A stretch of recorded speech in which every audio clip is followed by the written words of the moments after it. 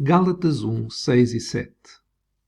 Maravilho-me de que tão depressa passasseis daquele que vos chamou à graça de Cristo para outro evangelho, o qual não é outro, mas há alguns que vos inquietam e querem transtornar o evangelho de Cristo.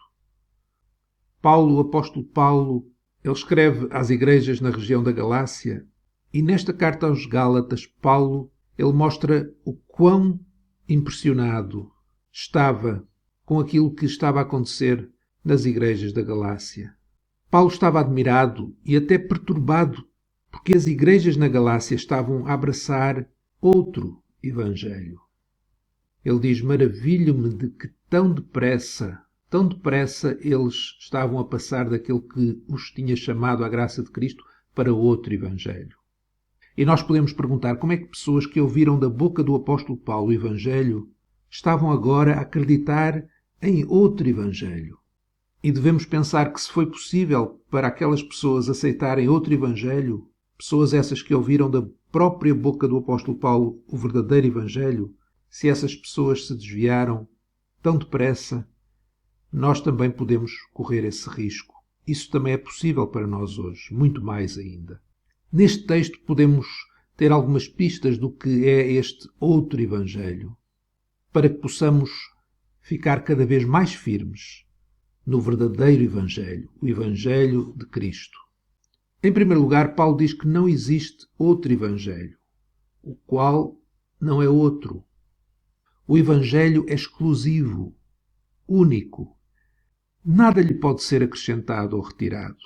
O evangelho não pode ser torcido, não pode ser desvirtuado para que encaixe na nossa forma de pensar, se essa forma de pensar não estiver totalmente alinhada com a palavra de Deus, com a Bíblia, com o Deus vivo e verdadeiro, com o verdadeiro evangelho.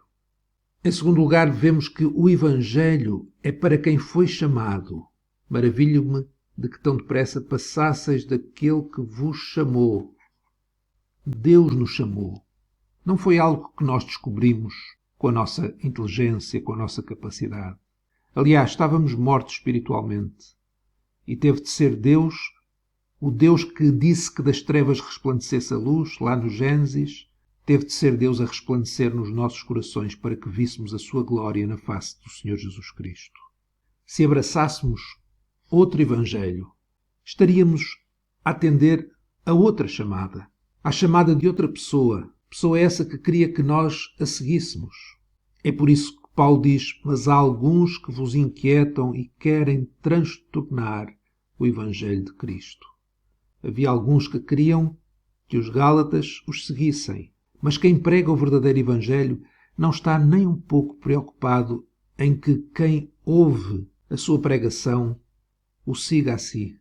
A preocupação de quem prega o verdadeiro evangelho é que quem o ouve siga o Senhor, siga Jesus, siga a Deus.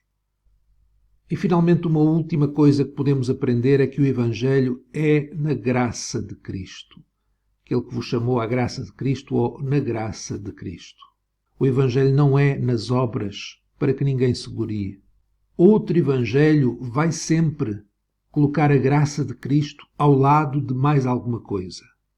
Seja uma oração especial, seja o abraçar uma doutrina específica, seja o frequentar uma determinada igreja, seja o que for.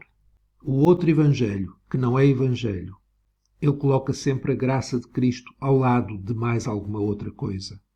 Algo que essa pessoa que abraça o outro evangelho tem que fazer para poder estar na presença de Deus, para ser salvo, para crescer espiritualmente, enfim, para merecer a bênção de Deus.